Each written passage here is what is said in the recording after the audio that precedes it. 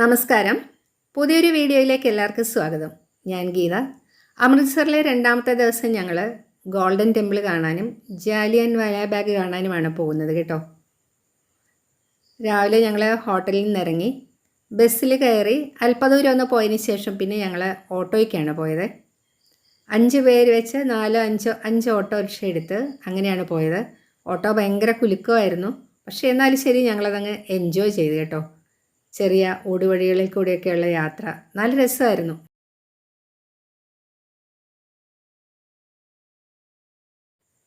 ഞങ്ങളങ്ങനെ ക്ഷേത്രത്തിലെത്തി. ഇതിൻ്റെ 4 വശത്തും എൻട്രൻസ് ഉണ്ട് കേട്ടോ. അതായത് ജാതി മത ഭേദമന്യേ എല്ലാവരെയും സ്വാഗതം ചെയ്യുന്നു എന്നാണ്. ഇതിനടുത്തായിട്ട് തന്നെ ഷൂസൊക്കെ സൂക്ഷിക്കാൻ വേണ്ടിയിട്ടുള്ള കെട്ടിടമുണ്ട്. നമുക്കത് അവിടെ കൊണ്ടുവച്ചിട്ട് ടോക്കൺ എടുത്താൽ മതിയാകും. അതിനുശേഷം കാല് കഴുകിയിട്ട് വേണം നമുക്ക് അകത്ത് കയറാൻ. ഈ കാർപ്പറ്റിൻ്റെ ഇടയ്ക്കായിട്ട് ചെറിയൊരു പൂളുണ്ട്. നമുക്ക് അതിലിറങ്ങി കാല് കഴുകിയേച്ച് അകത്ത് കയറാം. പിന്നെ സ്ത്രീ പുരുഷ ഭേദമന്യേ തലയിൽ സ്കാർഫ് കെട്ടണം കേട്ടോ. നമ്മുടെ കയ്യിൽ ഷാളുണ്ടെങ്കിൽ അതായാലും മതി, അല്ലെങ്കിൽ ഇവിടെ ഫ്രീ സ്കാർഫ് കിട്ടും. അതവിടെ കൊട്ടയിലിട്ടിട്ടുണ്ട്. അതിനുശേഷം കുറച്ച് സ്റ്റെപ്പ് ഇറങ്ങി കഴിയുമ്പോഴേക്കും ക്ഷേത്രമായി. സിഖുകാരുടെ ഏറ്റവും പ്രധാനപ്പെട്ട ആരാധനാലയമാണിത്. അമൃത്സറിൻ്റെ മെയിൻ അട്രാക്ഷനും ഈ ഒരു ഗോൾഡൻ ടെമ്പിളാണ് കേട്ടോ. ഇതിന് ഹർമന്ദിർ സാഹിബ് എന്നൊരു പേരും കൂടിയുണ്ട്. 5ാമത്തെ സിഖ് ഗുരുവായ ഗുരു അർജൻ സ്ഥാപിച്ചതാണ് ഈ ഒരു ടെമ്പിള്. ഈ കുളം മനുഷ്യനിർമ്മിതമായ ഒന്നാണ്. കാലാകാലങ്ങളായിട്ടുള്ള വിദേശ ശക്തികളുടെയും അതുപോലെ നാട്ടുരാജാക്കന്മാരുടെയും ഒക്കെ ആക്രമണം കൊണ്ട് ഈ ക്ഷേത്രത്തിന് പലപ്പോഴും കേടുപാടുകൾ സംഭവിക്കുകയും പിന്നീട് അത് പുതുക്കിപ്പണിയുകയും ചെയ്തിട്ടുണ്ട്. ഈ ക്ഷേത്രം മുഴുവൻ ഗോൾഡ് കവറിങ് ചെയ്തിരിക്കുന്നതാണ്. ഏതാണ്ട് 750 കിലോഗ്രാമോളം പ്യുവർ ഗോൾഡ് ഉപയോഗിച്ചാണ് ചെയ്തത്. മഹാരാജ രഞ്ജിത് സിംഗ് ആണ് ഈ ഗോൾഡ് കവറിങ് ഒക്കെ ചെയ്ത് ക്ഷേത്രം പുതുക്കി പണിതത്. ഇത്രയധികം ആൾക്കാർ വന്നു പോയിട്ടും ഇവിടെ ഒന്നും യാതൊരുവിധ അഴുക്കുമില്ലാതെ ഇവർ നന്നായിട്ടിത് സംരക്ഷിക്കുന്നുണ്ട്. അപ്പം ഞങ്ങൾ നോക്കിയപ്പം കണ്ടു, ഈ കാർപ്പറ്റിലൊക്കെ നമ്മുടെയൊക്കെ വസ്ത്രത്തിൻ്റെയൊക്കെ നൂലോ ഒക്കെ ഉണ്ടെങ്കിൽ അതെല്ലാം ഇങ്ങനെ ഇരുന്ന് ഓരോരുത്തർ പിറക്കി കളയുകയാണ്. അപ്പോഴപ്പോഴത് പിറക്കി കളഞ്ഞുകൊണ്ടിരിക്കുകയാണ്. അത്രയ്ക്ക് നീറ്റാണ് കേട്ടോ ഇവിടെയൊക്കെ.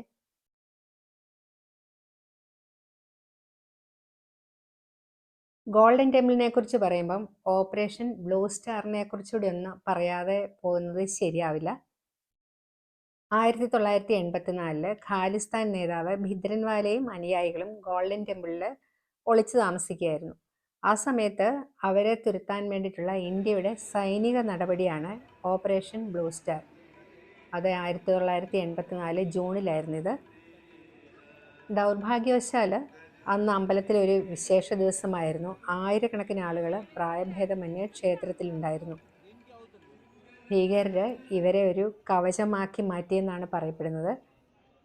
2 ഭാഗത്തു നിന്നുള്ള ആക്രമണത്തിൽ നിരപരാധികളായ ധാരാളം ആൾക്കാരും അതുപോലെ പട്ടാളക്കാരും ഭീകരരും ഒക്കെ കൊല്ലപ്പെടുകയും ചെയ്തു.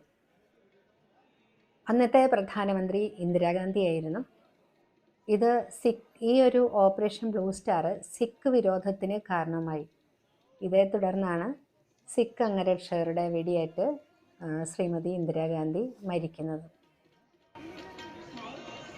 ഈ സൈനിക നടപടിയെ തുടർന്ന് ക്ഷേത്രത്തിന് കുറേ കേടുപാടുകൾ സംഭവിക്കുകയും പിന്നീട് അത് പുതുക്കി പണിയുകയും ചെയ്തു.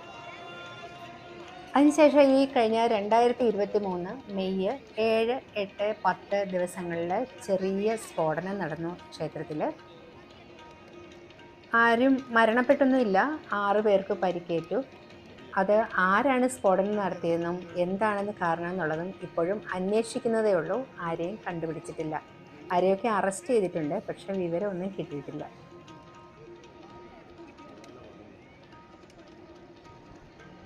ക്ഷേത്രത്തിൻ്റെ രാത്രിയിലത്തെ വ്യൂ ഉണ്ടോ, എന്തൊരു ഭംഗിയാണെന്ന് നോക്കിക്കേ.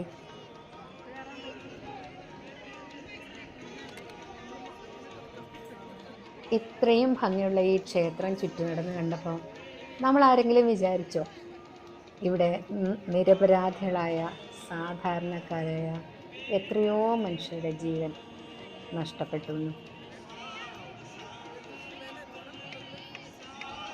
സിഖുകാരുടെ വിശുദ്ധ ഗ്രന്ഥമായ ഗുരു ഗ്രന്ഥ സാഹിബ് രചിച്ചത് ഗുരു അർജൻ ദേവ്ജിയാണ്. ഗുരു ഗ്രന്ഥ സാഹിബ് സ്ഥാപിച്ചിരിക്കുന്നത് ഈ ക്ഷേത്രത്തിനുള്ളിലാണ്.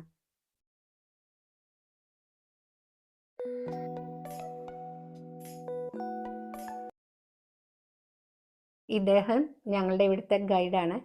ക്ഷേത്രത്തെക്കുറിച്ചുള്ള വിശേഷങ്ങളും കാര്യങ്ങളൊക്കെ പറഞ്ഞു തരികയാണ്. ഏതാണ്ട് 1,00,000-ലധികം ആൾക്കാർ ഇവിടെ ദിവസവും വന്നു പോകുന്നുണ്ട്. അതുപോലെ ഇവിടെ ഒരു കമ്മ്യൂണിറ്റി കിച്ചൺ ഉണ്ട്. അവിടെ ഒരു 50,000-ലധികം ആൾക്കാർ ഇവിടെ നിന്നും ഭക്ഷണം കഴിക്കുന്നുണ്ട്.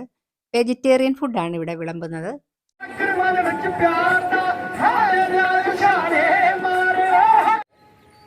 ഇപ്പം ഞങ്ങളെ ക്ഷേത്രത്തിൽ നിന്ന് ഇറങ്ങി കേട്ടോ. അപ്പോൾ ക്ഷേത്രത്തിൽ കയറാൻ വേണ്ടി നമ്മൾ ഉപയോഗിച്ചിരുന്ന സ്കാർഫ് നമ്മളവിടെ ഊരി കൊട്ടയിലിട്ടിട്ട് വേണം വരാൻ.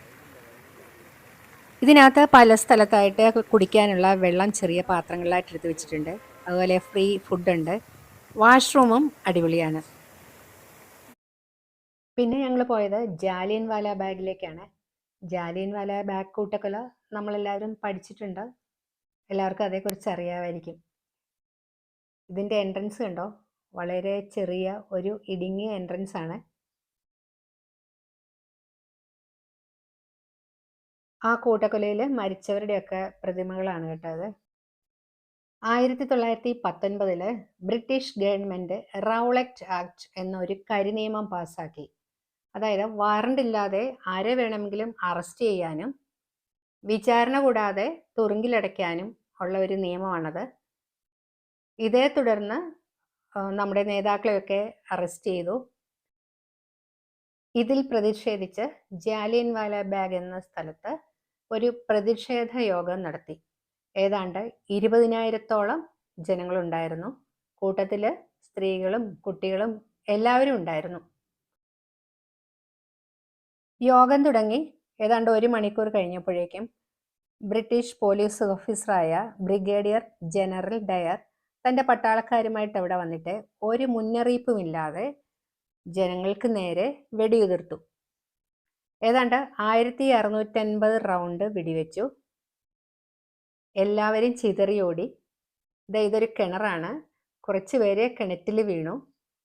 ഒരു 120 ഡെഡ് ബോഡി കിണറ്റിൽ നിന്ന് കണ്ടെത്തി. ഗ്ലാസ്സിന് പുറമേ നിന്നാണ് ഫോട്ടോ എടുക്കുന്നത്, അതുകൊണ്ട് ഗ്ലെയർ അടിക്കുന്നുണ്ട്.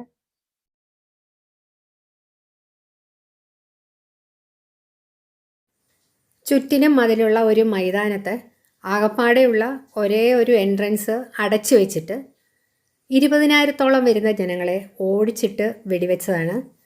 ഈ ഭിത്തിയിൽ കാണുന്ന പാടുകളൊക്കെ അന്ന് വെടിയുണ്ടയേറ്റ പാടുകളാണ് കേട്ടോ. ഇന്ത്യ ചരിത്രത്തിലെ ഒരു കറുത്ത അധ്യായമായിരുന്നു അത്.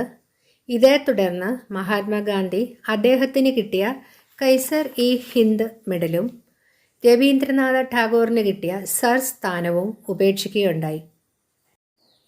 അന്ന് മരിച്ചവരുടെ ഓർമ്മയ്ക്കായി പണിത സ്മാരകമാണിത്. അന്ന് ആ മൈതാനത്ത് പിടഞ്ഞു വീണ് മരിച്ചവരിൽ ഹിന്ദുവും സിഖും മുസ്ലിമും ഉണ്ടായിരുന്നു. പക്ഷേ അന്ന് എത്ര ഹിന്ദു മരിച്ചു എത്ര മുസ്ലിം മരിച്ചു എന്നൊരു കണക്കെടുപ്പുണ്ടായില്ല. മരിച്ചവരെല്ലാം ഇന്ത്യക്കാരായിരുന്നു. അന്ന് അവിടെ വീണ രക്തത്തിൻ്റെ നിറം ചുവപ്പായിരുന്നു.